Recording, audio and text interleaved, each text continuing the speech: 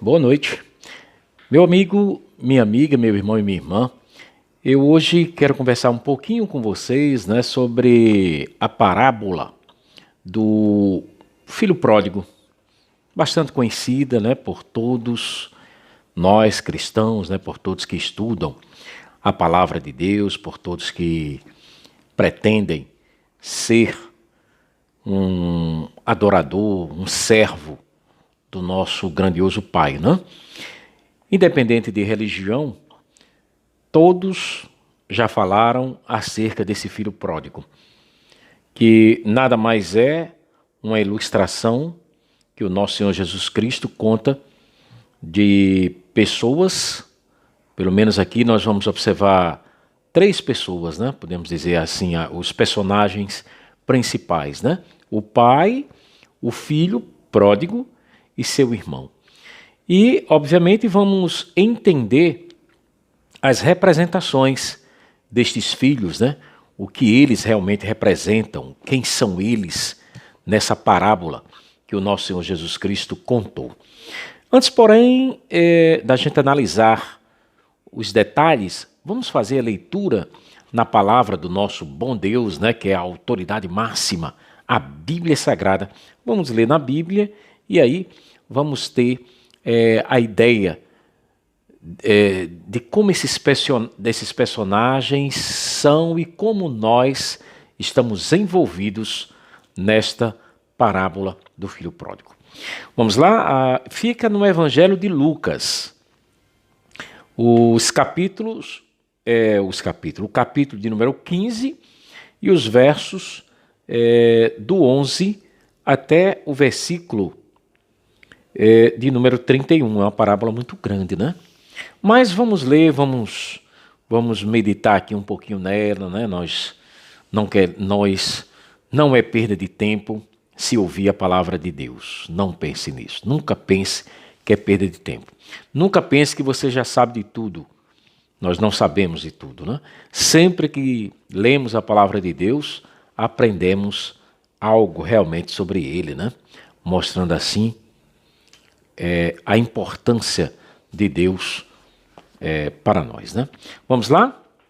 Está escrito assim, ó, do 11 até o versículo... Vamos lendo, né? Vamos ver aqui. Está escrito assim, ó. Jesus continuou. Um homem tinha 2 filhos. O mais novo disse a seu pai: Pai, quero minha parte da herança. Assim, ele partiu sua propriedade entre eles, entre os 2 irmãos, né? Não muito tempo depois, o filho mais novo reuniu tudo o que tinha e foi para uma região distante. E lá desperdiçou os seus bens vivendo irresponsavelmente. Depois de ter gasto tudo, houve uma grande fome em toda aquela região e ele começou a passar necessidade. Por isso foi empregar-se com um dos cidadãos daquela região, que o mandou para o seu campo, a fim de cuidar de porcos. Ele desejava encher o estômago com as vargens de alfarrobeira que os porcos comiam, mas ninguém lhe dava nada.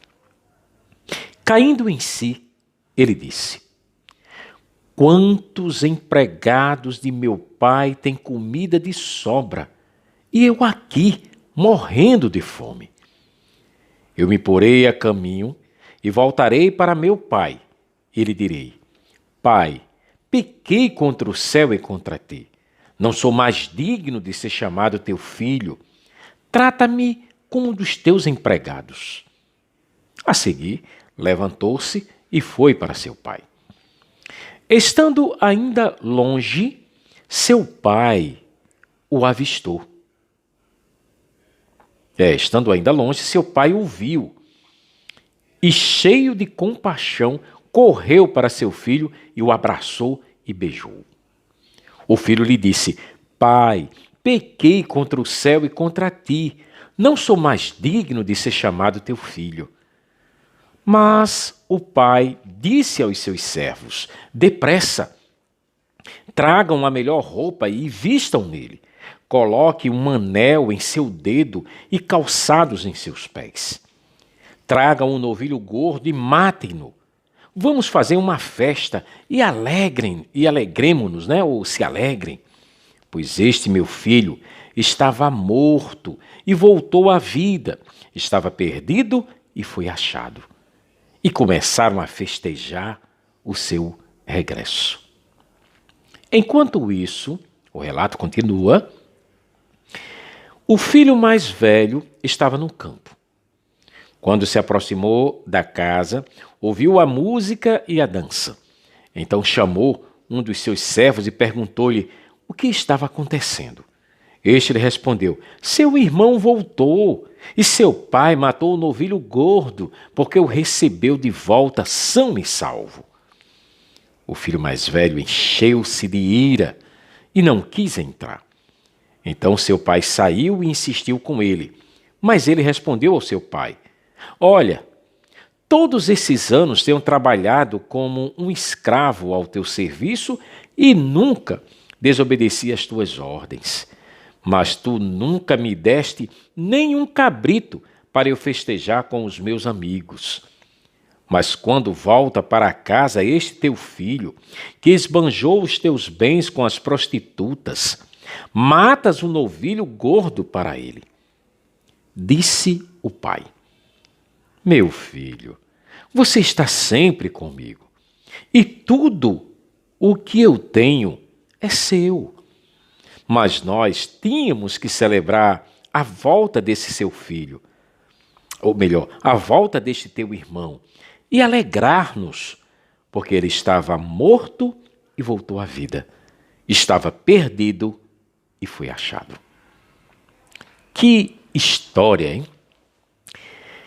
Que narração da história ali bonita, comovente, profunda e que nos traz o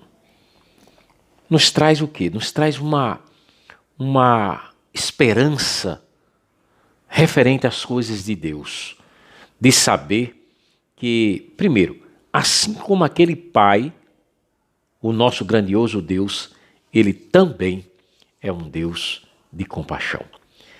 Então vimos nessa narrativa, dessa ilustração, dessa parábola do filho perdido ou do filho pródigo, né? Muitas coisas que podemos tirar de proveito, aprender, colocar em nossas vidas. Primeiro, observamos que aquele filho pródigo, ele, não sei o que, o relato não diz, né, sobre isso, mas eu não sei o que aconteceu, que aquele filho pródigo, ele achou que não estava mais feliz ali na casa do pai dele.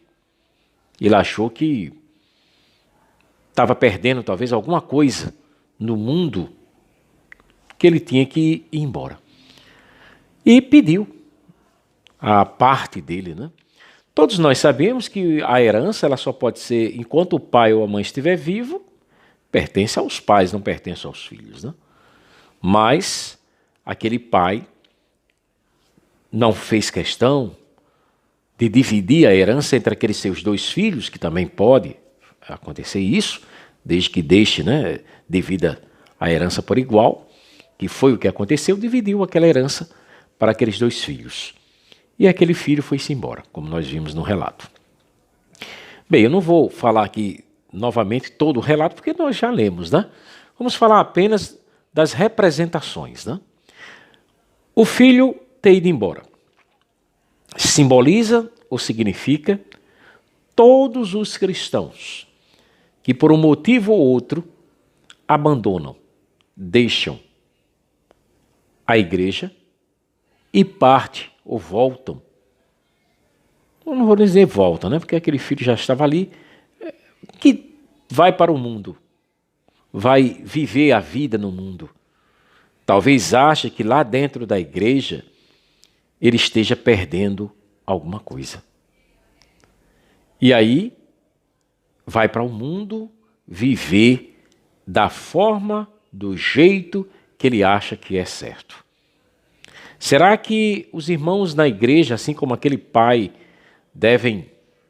Não, você não vai embora não, você vai ficar. Não, ele quer ir. Ele tem um livre-arbítrio. Deixa ele ir, né? Que foi o que aconteceu. Aquele pai deixou o filho embora. Então a mesma coisa se dá na igreja, né? Os irmãos, os pastores, aqueles encarregados de auxiliar os mais fracos, né? Vão fazer o quê? Deixar ir embora. O interessante é que comumente isso vai acontecer. A experiência mostra isso. Todos que saem da igreja, que passam a viver no mundo, passam a levar uma vida ao seu bel prazer, achando que o que faz é importante demais para eles, todos eles se arrependem e voltam. Assim como aquele filho pródigo se arrependeu e voltou. Então todos voltam, todos voltarão.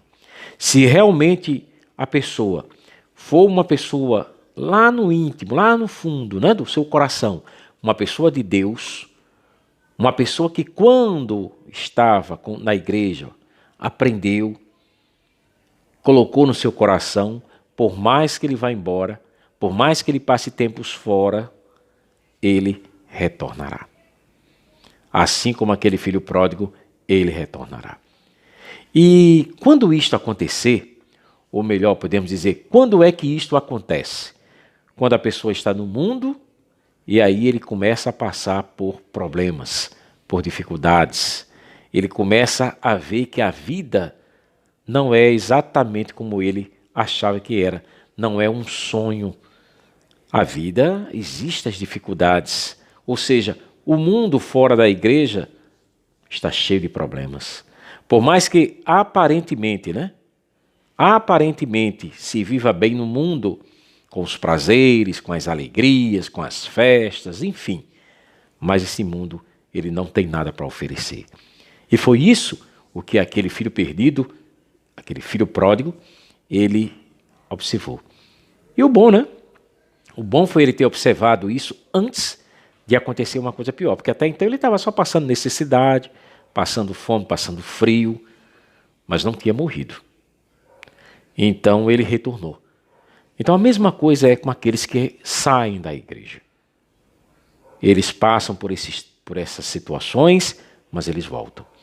E o melhor ainda, quando eles voltam, que cai em si do erro que cometeu. E aí, ao voltar, como ele deve ser recebido na igreja? Como o pai do filho pródigo o recebeu? Será que o repreendeu, instigou ele, criticou? Não. Fez foi uma festa, ficou feliz de saber que aquele filho estava voltando, estava ali novamente.